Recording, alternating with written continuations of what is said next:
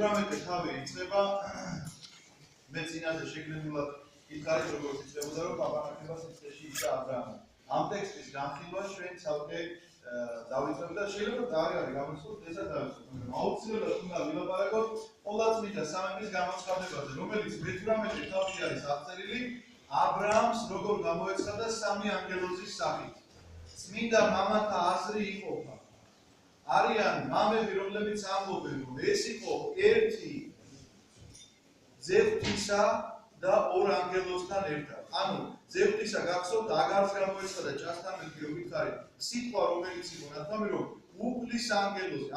არა ნათქვამი რომ ანგელოზი უბრალოდ როგორც მაუწყებელი, არამედ უფლის სახე ამ შემთხვევაში როგორც ძევთისა და ამ შემთხვევაში წმინდა მამები იხრებიან ამასისკენ რომ აქ არის ერთი ძევთისა ორ ანგელოზთან ერთად.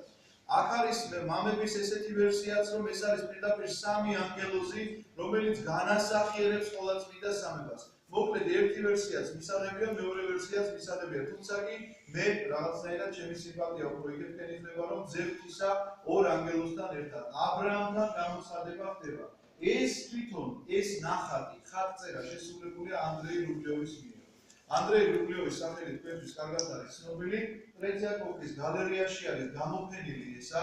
შეგიძლიათ ნებისმიერ დროს მიბრძანოთ, როცა მუშაობს მუზეუმი და მიბრძანდეთ და ნახოთ და ადრესზე დაათვალიეროთ ეს ხატი. მე რომ ამ ხატის ისტორიას მოვყვები, შეიძლება უფრო მეტად დაინტერესდეთ მე მისი ნახვა. ეს ხატი გახლავთ ანდრეი რუბლიოვისთვის გამოცხადებით დახატული ხატი. არ იფიქროთ რომ ისე არის შემთხვევით მიიღო მან რაღაცა რომ მოიდი ახლა დღევანდელ დღეს გულით რაზე ხდება რომ დღევანდელ დღეს ძალიან ბევრი ხატები იხატება. მაგრამ ეს არის ძირითადად გადმოხატვა რაღაცისა. ხატი ესე არ იქნებოდა, ხატი ყველა გამოცხადებით იქნებოდა. ანუ გამოცხადების შედეგი იყო რომ რაღაცის ხატი შეიქმნებოდა, ან სასწავლო მოქმედების შედეგი რომ მაგალითად მაცხოვარმა სახე დაადო კილოს და გადავიდა და აჩის ხატი არის ეს. ყოვლადწმინდა ღვთისმშობელმა სახე დაადო კილოს და გადავიდა და ესეთი ან სასწაულის შედეგი იყო, ან გამოცხადების შედეგი იყო.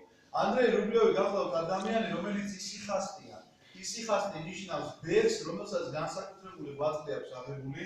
ისინი რაღაცა განსაკუთრებული ისიხასტი თვითონ მდუმარებას ნიშნავს და აი ამ მდუმარებით რაღაცა განსაკუთრებულად ასკეტური მოღვაწეობით მათ რაღაცა ისეთი ჭვრეტა ეწევათ, საფრთხო სინათლის ჭვრეტა და აი ამ საფრთხო სინათლეში აქვს სწორედ მას ეს ხატი დანახული, განჭვრეტილი და მოგიყვებით ისი ხატი არის ახლა ეს. ეს არის წინა განგებულების სამყაროს შექმნის წინა განგებულების ხატი. რატომ? აქ არის ყოვლადწმინდა სამების თათბირი სამყაროს შექმნის შესახებ. აქვე არის მინიშნება, რომ თუ კი მოხდება ცოდვით დაცემა, მსხვერპლზე აქვს მინიშნებული, უნდა იცოდეთ ფერების განსხვავება. ეს ახლა შეიძლება კარგად არ ამიქმნებოდეს მეწამული ფერი, არ სისხლის ფერია. სისხლის ფერი როცა აცვია ყოველთვის მაცხოვარს ნიშნავს. მწვანე ფერი სულიწმინდას და აქეთ ხანრაფერში არის ხოლმე, უფრო მაინც რაღაცა ჟღალ ოქროს ფერში არის ხოლმე, მამაკვირდის სიმბოლო გახლავთ ეს. ნახეთ, მინიშნება არის რომ ძევთის ამბობს რომ მსხვერპლად შევიწირები და ისინი უდასტურებენ. ისინი ხელს იარიწვიან, ნახეთ თითქოს მამას მაკურთხეული მარჯვენა კი ბატონო, ესე იქნება. ეხლა ვიღაცამ შეიძლება დასვას კითხვა, ჩვენ როდესაც დავიწყოთ ბიბლიის განხილვა, იქვე გქონდა იქვე გქონდა ნათქვამი რომ თუ იცოდა ღმერთმა რომ სამყარო დაეცემოდა ცოდვით, მაშინ რატო შექმნა მან სამყარო? ეს ისევთივე შეკითხვია ამ ხატთან მიმართებაში თუ დავსვათ ჩვენ ამ კითხვას, უნდა გითხრათ რომ კორპუსი როდესაც შენდება აუცილებლად უკეთდება სახანძრო კუთხე. მაგრამ ეს იმას ნიშნავს რომ ხანძარი უნდა მოხდეს აუცილებლად. არ ნიშნავს ამას. მაგრამ თუ კი მოხდება ხანძარი, აქვე არის სახანძრო კუთხე, რომელთაც ჩვენ ამ ხანძარს ჩავარდნით.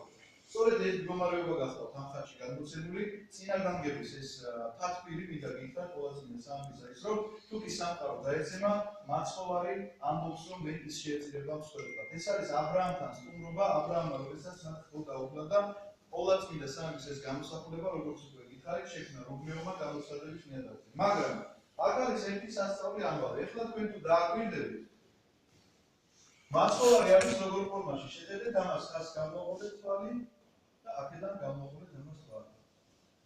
ფორმა რა არის? ბარძიმი. მაცხოვარი ბარძიმში. ისინი გარეთ არიან. ჩვენ სისხლს დახოცვ ეზიარებით მხოლოდ მამაცხოვრისას. ამიტომაც აი ეს ბარძიმი განასახიერებს იმას, რომ ის დაიკვლება ჩვენი გულისთვის. წინა განგებულების აი საიტულოში ეს უკვე ჩადებულია, რომ ის ბარძიმის სახით იქნება ჩვენთვის. ანუ ბარძიმიდან ჩვენ ვეზიარებით ის სისხლსა და ხორცს. სხვაები აქ ძალიან იცით ისეთი დეტალები ეხლა ამ ფოტოზე გაგვიჭირდება ამის დანახვა. ეს თვითონ ტრაპეზს განასახიერებს, სადაც სადაც ჩვენ წირვას ვატარებთ საკუთრებისას. აი აქ თითქოს სანაწილია, წმინდა ნაწილი ჩასადებ ტრაპეზში ხომ ესე არის, რომ აუცილებლად წმინდა ნაწილი უნდა იყოს მოწამისა. აი აქ დამოწმება ვთქვათ მამა ღმერთისა, სულიწმინდასი, ეს ძალიან მნიშვნელოვანი დეტალებია. არც უკანა მხარე არ არის შემთხვევითი. მამა ღმერთის უკან ყოველთვის შენობა ნაგებობა ჩანს, იმიტომ რომ სავსა მამისა ჩემისასა სავალი მრავალარია მიწერია. სულიწმინდის უკან ნახეთ აქ ყოველთვის მთაზე ხე ჩანს. არც ეს არ არის შემთხვევითი, იმიტომ რომ მწვანე ფერშიც არ ემოსება შემთხვევითი, იმიტომ რომ სიცოცხლის განახლება რომელ ფერთან ასოცირდება გაზაფხული მწვანე ფერთან რა თქმა უნდა. ამიტომაც განახლება ახალი სიცოცხლე სწორედ ეს ხე ამას განასახიერებს და არაფერი აქ შემთხვევით არ არის და რაღაცა ესთეტიური მნიშვნელობის გამო რომ მოდი ეხლა უკან სიცარიელია და ხეს მივახატავ და ამ შემთხვევით ამის გამო არ არის გაკეთებული. არის ესეთივე ხატი დახატული, სადაც აბრაამი და სარა ჩანა.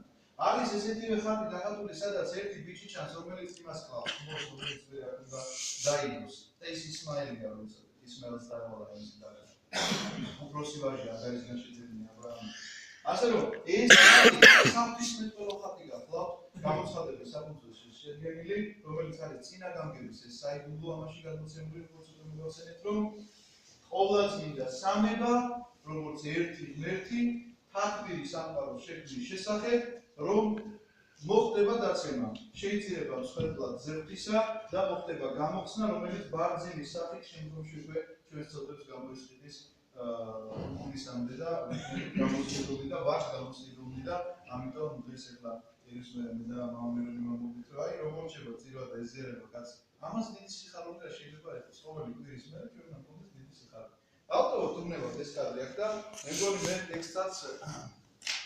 ტექსტსაც მოვახერხებ რომ წავიდე. მე იმ პასკალის ცხრილის შესახებ ეხლა ვეკითხოთ რომ მე გიჩვენე მე ჯობია პასკალის ცხრილში მე უბრალოდ მაშინ ერთი დეტალი შემეშალა. მე გითხარით რომ მან პასკალს ეწერა უბის წიგნებში ბერეს გადავამოწმებინეს რომ უბის წიგნებში ეწერა რომ ადამს 60-ეული ამბავი რომ მოეყოლა აბრაამისთვის 4 კაცი დარჩა და აბრაამისთვის კი არა მოსესთვის რომ მოეყოლა. მოსე აბრაამის მერია კიდევ მერამდენე თაობაში. მას დასჭირდა ამისთვის 4 კაცი. ანუ ცოცხალი ამბის მოყოლა თქვათ მე რომ ჩემ შვილიშვილს მოუყვე, იმან თავის შვილიშვილს მოუყვეს და იმან კიდე თავის შვილს და 4 კაცი არის სულ ესე დასახელებული და ჩვენ გვაქვს აქ ცხრილი იმ პასკალის მიხედვით გაკეთებული, ვინ რამდენი წელი იცხოვა და ვნახავთ რომ ვინ რამდენი წლისა გარდაიცვალა, ვინ მოესწრო ადამიანს თქვათ ყველაზე უმცროსი ვინ იყო შვილიშვილის დასროლი, ვისაც შეეძლო ადამიანისგან მოესმინა სწორედ 60-ეული ამბები, მერე ვთქვათ კიდე თავის შვილს და ასე მოდის მოსემდე. რატომ კონკრეტულად მოსემდე? იმიტომ რომ მოსე გახლავთ ადამიანი, ვის დაწერა მე ეს ყველაფერი. მოსემდე ეს არაფერი დაწერილი არ იყო, ყველაფერი ეს ზეპირად გადმოეცემოდა და ამისთვის 4 კაცი იყო საჭირო, როგორც უკვე მოგეცემ. გამოეცხადა მას უფალი მამრეს მუხნართა. აი რასაც უყურებთ უკან. როცა კარვის კარშთან იჯდა პაპანაკებაშიო, დღის პაპანაკებაშიო და ამის შესახებ და ასე დავამთავრეთ ჩვენ უბრალოდ წინა შეხვედრა და რას გულისხმობდა ეს პაპანაკება. მე გითხარით რომ აბრაამმა ჩაიტარა თვითონ და ჩაუტარა მთელ თავის სახლებო წინა დაცვეთა და წინა დაცვეთის შემდგომ მათ ჰქონდათ სიცხე. მაღალი სიცხე, იმიტომ რომ ჭრილობა მოგეხსენებათ მაშინ არ არსებობდა რაღაც ანტიბიოტიკური საშუალებები, ისინი მხოლოდ და მხოლოდ ბუნებრივი საშუალებებით მიმართავდნენ ბალახეულს შესაბამისად ჭრილობასთან ახლავს სიცხე, ორგანიზმი ასე ებრძვის რაღაცა სიახლეს მასში და ამ სიცხიანი მოკლედ აბრაამი არ დაგავიწყდეთ არის 99 წლის. აქვს მაღალი სიცხე და ზის კარავთან. რატომ? იმიტომ რომ თუ კი ვინმე გაივლის ან გამოივლის აუცილებლად სახში უნდა შემოიფარგლოს. ასეთია მისი ცხოვრების წესი. თვალი აახილა და ხედავს 3 კაცი დგას მის შორიახლო. თვალი აახილა სწორედ ამას ნიშნავს რომ აი ამ სიცხისგან ძალიან ის იყო რა ქვია ძნელი დასადგენი მამები ვიღაცები ამბობდნენ რომ საერთოდ ეს გამოცხადება ისეთი თუ არ იყო მარტო აბრაამი ხო არ ხედავდა ანუ რაღაცა ისეთი გამოცხადება ხო არის, როდესაც ერთზე მართება და სხვები ამას ვერ ხედავენ. თვალი აახილა და ხედავს სამი კაცი დგას მის შორიაზე. დაინახა და გაიქცა კარვის კარიდან მათ მისაგებებლად და დაბლა ხაყვანისცა. იყო აღმოსავლეთში დღესაც არის ეს ტრადიცია, მართლა მე კარვებში ვინც ცხოვრობენ, არიან რომ აუცილებლად შეგიპატრიჟებენ. არ ვიცი ვის ქონიათ შეხება მთაში, წყემსებთან, ვის ქონიათ თქვა გივლიათ ესეთ ადგილებში, ვარ გაქვს კამი, აკედანაირად. ვის ქონიათ ამ შეხება, მე პირადად ეს განმიცდია. მართლა განმიცდია და მიუხვდა რომ აი აქაც ამიკითხავს ეს თურმე ცხოვრებაშიც ესე ხდება. და რა, კონკრეტულად აი სადღაცას თუშეთში ვარ და მივდივარ გზაზე და აწდა ძაღლების ყეფა და ნუ მივხვდები რომ სადღაცას იქ ცხვრის ფარა უნდა ძოვდეს. მე იქაც გადავიხედეთ დაბლა სადგომი იყო და ეს ძაღლები გამოცვიდნენ თუ არ გაიქეცი არ გერჩიან. ნუ თუ გაიქეცი შეიძლება ვერ გადავარჩე და ამიტომ ერთ ადგილას უნდა გაჩერდე. მე წემსი მოდის და ამ ძაღლს ნასვები გაუშვებს რომ დაგინახავს რომ ხელს ჩამოგართმევს ეს კაცი და მოკლედ რომ შინაურულად რაღაცა დაგელაპარაკება ამ ძაღლს უფრო პრეტენზია აღარ აქვს მაგრამ იქამდე ნუ ჩემთვის თუ თქვა რაიმე შეგეშალა და ზედმეტი მოძრაობა გააკეთე და რა მიგწნია მეთქი რისი თქვა მინდოდა იცით რომ აი წემსები როგორ უბრალოები არიან განა რა უნდა კონდეთ ახლა 3 და 5 თვე რო კაცი წასულია მთაში განა რა უნდა კონდეს პური აქვს ხაჭო აქვს ყველი აქვს არაყი აქვს მაგრამ ისეთი გულით გეპატიჟება ისე უნდა რომ იმის კარავში შეხვიდე აუთქვე რომ აქ შემოხვალ აილოცება აქაურობა რაღაცა ეს განწყობა ეს მოდელი რომ ვიყავ მაშინ კი ეს კაცობაშიც მიყვარდა ესე ხეტიალი და მაშინაც იგივე მდგომარეობა მინახავს ხევსურეთშიც და თუშეთშიც ამიტომ აბრაამისეული ეს მდგომარეობა საერთოდ არ არის დასაკვირველი დღევანდელ დღესაც შეხვდებით ამას დაბლა თაყვანისცა როგორც იყო გითხარი ტრადიცია იყო ასეთი სტუმარს ასე ეგებებოდნენ თხოვნით მიმართავდნენ რომ იქნებ შემოგზანდეთ და უთხრა ბატონო თუ რა მადლი პოვე თქვენს თვალში ვერც ნაული შენი მორჩილის კავს ესეც მიმართვის ფორმა არის რომ აი ხვეწნის ფორმა არის ერთხელ წავიკითხე გამახსენდა ეხლა მართლა გითხრა თედო სახოკია იყო ესეთი მოღვაწე კაცი იყო ძალიან საინტერესო პიროვნება მინდა გითხრა ცოტა შორის საეკლესიო კრებაში აქვს მონაწილეობა 1917 წელს ავტოკეფალის აღდგენის კრებაში ამ კრების წევრი იყო შემთხვევით ნახე იმ სურათშია ეს სახელებში და გვაქვს ჩამონათვალში და მას აქვს აღწერილი მოგზაურობა გურიასა და სამეგრელოში და აღწერს იქ როგორ მასპინძლობენ რა საჭმელებს უკეთებენ რა აი თვითონ საჭმელები რისგან კეთება გამოკითხული აქვს ყველაფერი წვრილად რა და აი ამ დილობიან მიმართვა მომართვის ფორმებსაც წერს და ძალიან საინტერესო რამე წერს გურიაშიო ერთმა კაცმა რომ გვიმასპინძლაო ასეთი რამ მითხრაო ბოლოს რომ მაცილებდაო დიდი მადლობა რომ თქვენი ხელის ნაბანი წყალი ჩემს ეზოში დაიღვარაო ხოდა აი ესეთი დიპლომატიური მადლობა მოკლედ გურიაში ნახეთ ედო სამოგიან ზიგში წერია და ეს ეხლა გამახსენდა რომ აბრაამის ზეურმა თუ რამე მადლი პოვე თქვენ სალშიო გვერდსნაული შენი მორჩილის კარსო ცირეოდენ წყალს მოვატანინებ და ფეხს დაგბანენ მერე მოისვენეთ ხის ჭდილში ნუ ტრადიცია ესეთი იყო მგზავს ეხა იქ უდაბნო მოგეხსენება პაპანაკება წყალი უნდა მიაშველო პირველ რიგში რომ ერთვერი უდაბნოს წერი ჩამოიეწყოს და ჩამოიგონოს და ფეხის დაბანა ყოველთვის სადაც ადამიანში იმას იწვევს თითქოს განაახლდება შენში მთელი შენი ენერგიები იმიტომ რომ როგორც კი ადამიანი ფეხს იბანს რაღაცა არ ვიცი ცვლილება ხდება რომ რაღაცა ახალ ენერგიებს იგებს პურს გამოგიტანთ დაანახეთ მერე კი წადით თქვენ გზაზე რატიღა თქვენი მორჩილის კარზე გამოიარეთ მათ უთხრეს გააკეთე რასაც ამბობ გაიქცა აბრაამი კარავში არ დაგავიწყდეთ ეს სიტყვები კიდევ ერთხელ გიმეორებ გაიქცა 99 წლის სიცხიანი კაცი მობრძანდი ჩემო გაიქცა აბრაამი კარავში სარასთან და უთხრა აბა საჩქარო სამისია გამკიცული ფქვილი მოზილეო მობრძანდი ჩემო სპატურნებო სამისია გამკიცული ფქვილი მოზილე და ხმიადები დააწყო რატომ ხმიადები იმიტომ რომ ეს უცბად წვება იმიტომ რომ იმის აფუება სოდაელო და ამასობაში გაგიქცევა სტუმარი და უხერხულია ამიტომ ხმიადი არის აუფუებელი და არის ვიზაშვილი არა მაცასავითრო პურია მაგრამ ისა უდროშო ამიტომ მოზილე და იმ წუთში ვერ ვაწყობ რა ეს არის ხმიადი მერე საქონლისკენ გაიქცა აბრაამი გამოიყვანა ჩვილი საღიხბო საფური ბიჭს მისცა, მანაც სასწრაფოდ დაკლა და გაამზადა. ნუ მამები წერენ რომ ეს საფური ბიჭი ისააკია, თუმცა კი ერთი ძალიან საინტერესო გარდამოცემა არსებობს ებრაულში. აი ამ დროს ა ブラ ამი ამ ხმოს გაეკიდაო, ეს ხმო გაეკცავა კუნტროში და შევარდა სადღაცას გამოქვაბულში. ეს არის მახპელას გამოქვაბული, რომელიც მე ა ブラ ამმა იყიდა სასაფლაოდ. ფათაშორის მინდა გითხრათ რომ კიდე ერთხელ გაგიბეოროთ უბრალოდ და ადრეც გითხარი. ყველაზე მდიდარი ადამიანი, მაშინდელ დროს კი არა, დღევანდელ დღესაც რო წარმოვიდგინოთ, აი იქ რო შეიხები ცხოვრობენ, უდაბნოში ძალიან დიდი ფული რო ნავთობისგან. ა ブラ ამს ძალიან დიდი მატერიალური შესაძლებლობა აქვს და ერთადერთი ქონება, რაც მან იყიდა, ეს არის სასაფლაო. მეტი არაფერი არ ვიდია. ამიტომაც ეს მახპელას გამოქვაბული მან შეისყიდა და იქ დაასაფლავა ჯერ სარა და მე თვითონაც იქ დასაფლავდა. და როგორი გარდამოცემა არსებობს, იცით რომ როგორ მიაგნო მან ამ მახპელას გამოქვაბულს. ეს ხო გაიქცავდა ამ გამოქვაბულში შევარდა, რა თქმა უნდა, ახლა ხო ხდება მომენტ დაკლასა და შევიდა ა ブラ ამი და ნახა რომ იქ იყო ადამის და ევას საფლავი. და ორივეო ადგნენო და გაუცხესო ადამიანს გამოკითხავ თუ რა ხდება, როგორ ცხოვრობენ მათი შთამომავლები და როგორ არის გარეთ მდგომარეობა და ნუ ა ブラ ამმა როგორ შეეძლო ორივე სიტყვით გაუხსნაო.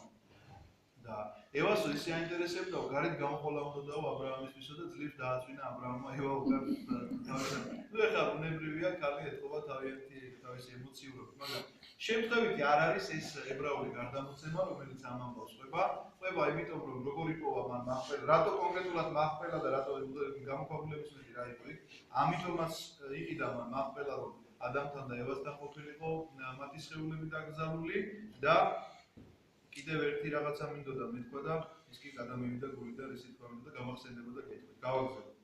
გამოიტანა ერბოდა რძე, გამზადებული ხბოს ხორცი და წინ დაუწყო. ისინი ჭამდნენ, თავად კი ხის ძირას იდგა შორიახლო. ეხლა ნახეთ როგორი რაღაცაა, იცით რომ ჯული ამ დროს დაწერილი არ არის. თუმცა კი ჯული როცა დაიწერა, იქ წერია, მკაცრად არის განსაზღვრული, რომ ძისნაწარმი და ხორცი ერთად არ შეიძლება. ებრაელები ძისნაწარმს და ხორცს ერთად არ ჭამდნენ, გამოიცნობენ. ეს კი დღემდე იცავდა. ამიტომაც მამები ამბობდნენ, რომ ა ブラ ამმა თვითონ ჯულის ის იცოდა, რომ მეათედი უნდა შეეწირა, თქვა იქ მღვდელმსახურისთვის, მაშინ ის რატო არ იცოდა, რომ ხორცი და ძისნაწარმი ერთად არ უნდა მოეტანა, მაგრამ აქვე ამბობენ, რომ ნახეთ, ჯერ წერია, რომ გამოიტანა ერბოდა რძე, ეს იმას ნიშნავს, რომ გამოუტანა და ეს დაუდო, რომ სული მოითქვით, სანამ გამზადდება და იმიტომ რომ ხბოს დაკლას და ის გამზადებას მოგეხსენება და ჭირდება, ნუ ეხლა 2 საათზე ნაკლები ხო არ მოხერხდება ეს ამბავი. 2 საათი მაინც ჭირდება როგორც მინიმუმ და ეხლა რძე და ეს ერბო გამზადებული აგერ პირდაპირ შეიძლება ანუ 2 საათის მერე თუ შეჭამდნენ და ეს ცალ-ცალკე იყო ეს ჭამა, ამ შემთხვევაში რჯულითაც დასრულდა, ამ შემთხვევაში არ არღვევსო ა ブラ ამი რჯულს მიუხედავად იმისა, რომ ერთად წერია. გამოიტანა ერბოდა რძე და ამის შემდეგ უკვე ნახეთ გამზადებული ხბოს, იმიტომ რომ ხბო რა თქმა უნდა ბევრად უფრო გვიან გამზადდება. წინ დაუწყო, ისინი ჭამდნენ, თავად კი ხის ძირას იდგა შორიახლო. უთხრეს, სად არის სარა შენი ცოლი? უთხრა, აქ არის კარავში. ხო, რისი თქმა მინდოდა რა დამავიწყდა. რატო დგას შორიახლო? მახპელას უდაბნოზე რომ მოგახსენებთ წელა. ეს ებრაული გარდამოცემა, იმიტომ მოგიყევით, რომ სწორედ ადამმა და ევამ უთხრეს, ვინ იყვნენ მისი სტუმრები. ამიტომაც ა ブラ ამი მათთან აღარ ჯდება და უკვე შორიახლო იმიტომ დგას. მან იცის, რომ ეს უკვე გამოცხადდება, ეს ჩვეულებრივი ამბავი არ არის, უბრალო გამლელი მგზავრები არ არიან მასთან მოსულები. ეს ამ გარდამოცემის მიხედვით თუ ვიმსჯელებთ ჩვენ, იმიტომ რომ წმინდა წერილიდან შეიძლება მთლად ესე ვერ გაიგო ეს საკითხი. სად არის სარა შენი ცოლი? უთხრა, აქ არის კარავში. თქვა ერთმა. აქ რას ამბობენ იცით წმინდა მამები, რომ ყოველ ანგელოს აქვს თავისი დავალება. ერთი ანგელოზი ორ დავალებაზე არ იგზავნება ღვთისგან. აქ 3 ანგელოზია და 3-ე სხვადასხვა რამეს ამბობს. ერთ და იგივეს არ ამბობენ, რომ რაღაცა ჩვენ ამისთვის მოვედით, არა, ერთი ამბობს ამას, მეორე ამბობს იმას, მესამე იმას. ამიტომაც ერთ ანგელოს ერთი დავალება ეძლევა. თქვა ერთმა კიდევ მოვალ შენთან გაის ამ დროს და ნახა ვაჟი ეყოლება სარა შენს ცოლს. სარა კარს უკან იდგა და ყველაფერი ესმოდა. მოხუცებულნი იყვნენ ა ブラ ამი და სარა, ხანში შესული. დედათა წესი შეწყვეტილი ჰქონდა სარას. გაეცინა გულში სარას, რა სიამე უნდა გამიცადო, როცა დავბერდი, ჩემი პატრონიც მოხუცებულიაო. ნუ ბუნებრივია ახლა, ბუნებრივი წესით მათ შვილი აღარ უნდა ყავდეთ. ამიტომაც გაეღიმა ახლა, ნუ რანაირად მოხდება, რომ მათ შვილი მოყოლება. უთხრა უფალმა ა ブラ ამს, რა იყო რომ გაეცინა სარას და თქვა ნუ თუ მართლა ვშობ სიბერეშიო. აბრაამმა ზუსტად იცის უკვე რომ ეს გამოცხადებაა შემთხვევითი ამბავი არ არის. მაგრამ სარამ არ იცის. რა არის უფლისათვის შეუძლებელი? დათქმულ ჟამს გაის ამ დროს ისევ მოვალ შენთან და ნახავ ვაჟი ეყოლება სარას. გადათქვა სარა, არ გამიცინიაო, რადგან შეეშინდა, უთხრა არა გაიცინე. ეხლა როგორია სარამ არ იცის ესენი ანგელოზები რომ არიან, ამიტომ გულში რა გაიფიქრა ის რას მიხდება, ამიტომ არა არ გამიცინიაო ალბათ. ეს ეუბნება მკაცრად, არა გაიცინე. ადგნენ იქიდან ეს კაცები და სოდომისკენ გაემართნენ. აბრაამი გაჰყვა გასაცილებლად. ნუ ხვდებით უკვე რატომაც. თქვა უფალმა, ნახეთ უკვე ანგელოზი აღარ წერია რომ ერთმა მგზავრმა და კი აღარ წერია. თქვა უფალმა, პირდაპირ ესე წერია. ამიტომაც მამები, რომლებიც ამტკიცებენ რომ ერთ-ერთი მათ შორის ძევთისა, სწორედ ამიტომ ამტკიცებენ. დაგჩვენ ნახავთ რომ ერთი დარჩა აბრაამთან და ორი წავიდა სოდომში, იმიტომ რომ ლოტთან რომ მიდიან, ლოტი ისტუმრებს მათ აბრაამის ძმისშვილი სოდომში, იქ ორნი არიან. ეს ერთი აბრაამთან რჩება. ეს აქედანაც ჩანს ტექსტიდან და აი ახლა დააკვირდით. თქვა უფალმა, როგორ დავუმალო აბრაამს ჩემს მორჩილს, რის გაკეთებასაც ვაპირებ. აბრაამი ხომ დიდ და ძლიერ ხალხად იქცევა, ყველა ხალხი დედამიწის ზურგზე კურთხეული იქნება მისით. ამაზე ჩვენ არაერთის ვისაუბრეთ და ნუ არ გავჩერდებით რა. რის გამო? რადგან ვიცი რომ უანდერძებს იგი თავის შვილებსა და თავის სახლს თავის შემდეგ იარონ უფლის გზაზე. მოიქცნენ სიმართლით და სამართალი საჯო, რათა აუხდინოს უფალმა აბრაამს ყველაფერი რაც ნათქვამი აქვს მასზე. ანუ რას გულისხმობს ამაში იცით რომ მიდიან ისინი რომ სოდომი და გომორი უნდა განადგურდეს. მაგრამ აბრაამმა ეს უნდა იცოდეს. უნდა იცოდეს მიზეზი რატომ ნადგურდება სოდომი და გომორი. იმიტომ რომ აბრაამის შთამომავლობა რომელიცაც სჯულით იქნებიან დადგენილი ისინი სარწმუნოების ხალხი იქნებიან, მან უნდა იცოდნენ რომ ღმერთთან ურთიერთობაში ხელი შემშლელი რაღაცა ცოდვები არსებობს. და ეს ცოდვა არის ერთ-ერთი უმძიმესი და უსაშინელესი ცოდვა, რომელიც მან თავის შთამომავლობას უნდა გადაწყვეტს, რომ ამ ცოდვის გამო აი ესეთ სასჯელს ღებულობს ადამიანი. თქვა უფალმა, გაახშირდა სამდურავი სოდომსა და გომორზე, მეტისმეტად დაუმძიმდა ცოდვები. მე გითხარით, გახსოვს საწყავზე რომ ვლაპარაკობდი, იებუსელების საწყავო როცა აივსებაო, მაშინ დაგაბრუნებთ ამ მიწაზე, რომ თქვენ დაიგავოთ ეს მიწა. ანუ საწყავს ავსება იმას ნიშნავს, რომ ყველანაირი იმედი რომ გადაწურულია, უკვე რომ ამათი საშველი აღარ შეიძლება იყოს. ჩავალ და ვნახავ, საქმით დაიმსახურეს თუ არა სამდურავი, ჩემამდე რომ მოაწია. გაბრუნდნენ კაცები იქიდან და წავიდნენ სოდომს. აბრაამი კი კვლავ იდგა უფლის წინაშე. ნახეთ, ორი წავიდა, როგორც უკვე მოგახსენეთ და აბრაამი დგას უფლის წინაშე. მიახლა აბრაამი და უთხრა. ეხლა თქვენ ნახავთ კლასიკურ აღმოსავლურ ვაჭრობას.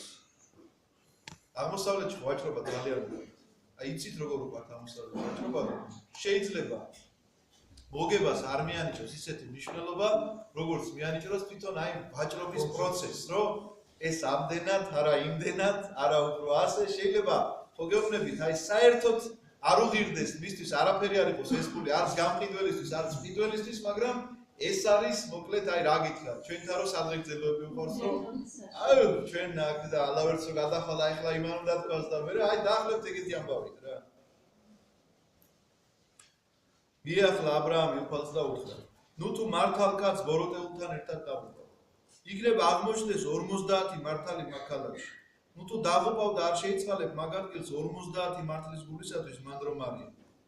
არეგების შენგან ეს საქმე უფალს ეუბნება, რომ მოაკვდინო მართალი ბოროტეულთან ერთად და არ იყოს გარჩევა მართალსა და ბოროტეულს შორის. არეგების არ იქნება რომ მთელი ქვეყნერების საჯულმა სამართლიანად არ განსაჯოს. უთხრა უფალმა, თუ პოვეს სოდომ ქალაქში 50 მართალი შევიწყალებთ ერთ მაგ ადგილს მათი გულისათვის. ნუ რა თქმა უნდა, ერთი ის რო არის გამოთქმა რუსული ანდაზა სხვადასხვა нет არა нет всего без სირია ბეზუროთ. არა კაცო არ დგას სოფელი წმინდანის გარეშე. ქართულად ასე ითარგმნება და არ დგას სოფელი წმინდანის გარეშე. ანუ შეიძლება ერთ წმინდანზე იდგეს სოფელი, ქვეყანა, ქალაქი. ეს ნამდვილად ესე არის და თქვენ ნახავთ რომ 50 მართლის გულისთვის არ წავწმენ იმას ნიშნავს რომ ამ 50 მარტლის გამო შეწყალებული იქნება სოდომი. მიუხედავად იმისა, რომ აი ცოდვის რაღაცა ისე ჯურმულში არიან, იქიდან გამოსვლა რომ შეუძლებელია. მიუხედავად ამისა, თუ კი აღმოჩნდება 50 მართალი და მლოცველი კაცი, შეწყალებული იქნება სოდომი. მიუგო ა ブラ ამმა და უთხრა: აჰა, გავბედე უფალთან ლაპარაკი, მე მტვერმა და ნაცარმა. 50-ს რომ 5 დააკლდეს, ну თუ დაღუპავ ამის გამო მთელ ქალაქს, უთხრა არ დაუყუპავ. თუ პოვე იქ 55. განაგრძო ლაპარაკი ა ブラ ამმა და უთხრა: 40 რომ აღმოჩნდეს, უთხრა არ ჩავიდენ ამას არც 40-ის გულისთვის. თქვა ა ブラ ამმა: ნუ გამიწყდება უფალი და ვიტყვი. 30 რომ აღმოჩნდეს, უთხრა არ გავაკეთებ ამას თუ პოვე 30. თქვა ა ブラ ამმა: აჰა, გავბედე უფალთან ლაპარაკი, 20 რომ აღმოჩნდეს, უთხრა არ დაუყუპავ იმ 20-ის გულისთვის. უთხრა ა ブラ ამმა: ნუ გამიწყდება უფალი და ამ ერთხელაც ვიტყვი. 10 რომ აღმოჩნდეს, უთხრა არ დაუყუპავ იმ 10-ის გულისთვის. წავიდა უფალი, როგორც კი შეწყვიტა ლაპარაკი ა ブラ ამთან. ა ブラ ამიც დაბრუნდა თავის ადგილას. 13-18 თავი თავდება. 10-ზე რატო გაჩერდა ა ブラ ამი, როგორ 10-ზე? შეცვალე ხოლმე. იმიტომ რომ მან ზუსტად იცოდა კიდობანში რამდენი კაცი გადარჩა. სამყარო წარწმედისაგან რომ გადარჩენილიყო რამდენი კაცი გადარჩა იცოდა. ამიტომაც იცოდა რომ იქ ლოთი ეგულებოდა თავის ძმისშვილი. ამაზე მთელი ეს ვაჭრობა. სოდომზე კი არ ევაჭრება. სოდომის პრობლემა ა ブラ ამმა რომ იცის ისე ვიცის. სოდომი რომ დასაწვავია, ა ブラ ამისთვის ძალიან კარგად ცნობილია, მაგრამ თავისი ძმისშვილი ეგულება იქ ლოთი, რომელსაც ყავს ცოლი, რომელსაც ყავს ორი შვილი და ორი სიძეო. ანუ ისინი თითქმის 10 რიცხვს უდრიან და ამიტომაც ეუბნება რომ 10 კაცი რომ აღმოჩნდეს მართალი დაიღუპება თუ არ დაიღუპება. ეუბნება რომ არ დაიღუპება და ა ブラ ამისთვის ეს დამაკმაყოფილებელი პასუხია. 50 არ არის დამაკმაყოფილებელი, 10 დამაკმაყოფილებელი. ამის მერე ვეღარ იტყვის 5 ან 1 რომ აღმოჩნდეს, ვეღარ იტყვის, იმიტომ რომ მას ნოეს კიდობნის მაგალითი თვალწინა აქვს. ზუსტად იცის რომ ამდენი კაცის გულისთვის შეიძლება სამყარო არ დაიღუპოს. აი ამდენი კაცი თუ იქნება მართალი, როგორც იყო ნოეს ოჯახში, 8 იქნება ისინი. არ დაიღუპოს სამყარო, გადარჩეს და სიცოცხლე გააგრძელოს. ამიტომაც მან დამაკმაყოფილებელი პასუხი მიიღო, მან უკვე იცის რომ ლოთი და მისი ოჯახი გადარჩება, ამიტომაც უფალთან ამ ურთიერთობას ასე ამთავრებს და მიდის თავის სახლში. ეს გახლავთ 18 თავის დასასრული და დღეს ჩვენ დიდი ბოდიში ამით უნდა დავამთავროთ, მოკლე იყო ჩვენი შეხვედრა.